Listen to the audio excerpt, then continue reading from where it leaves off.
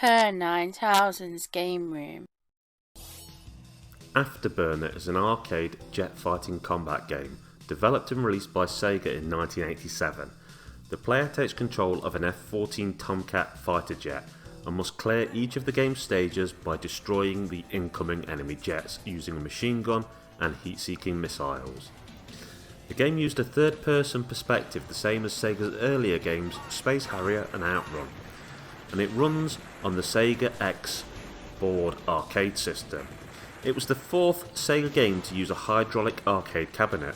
In this case, the cabinet is made to look like the insides of an aircraft cockpit, with flight stick controls, a chair with a seatbelt and hydraulic motion technology that allowed it to move, tilt, roll and rotate the cockpit in sync with the on-screen action.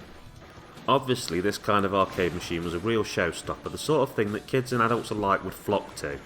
In the old days, it was always hard to try and bring the arcade experience into the home, with the fact that most home consoles had nowhere near the power of an arcade machine. That was what made arcades popular. You could experience games that simply were not possible in the confines of the average home. The microcomputer and the games console simply did not have the grunt that most arcade machines had. So their graphics and sound capabilities were very inferior in comparison a lot of the time. Okay, so now on to the Master System version of Afterburner. The Master System version might have lost the fancy cabinet and ditched the flight stick for a joypad and lost a whole lot of power, but it still has a lot of heart.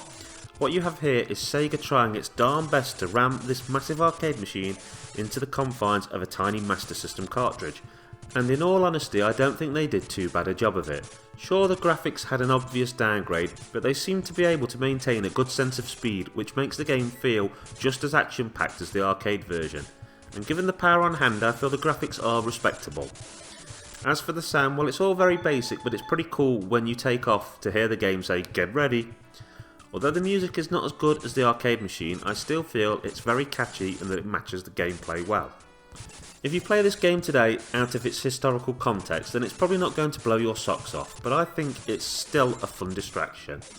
If you look at what they managed to achieve at the time, scaling what was advanced hardware down to the humble little Master System, I think they did a fantastic job of it.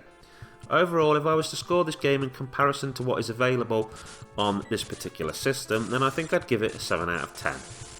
Having a quick look around online, you should be able to get a cart of this delivered for around the £7 to £10 price range, which I think for an arcade hit like this isn't so bad. Okay, that's Kerr9000 saying, keep on gaming.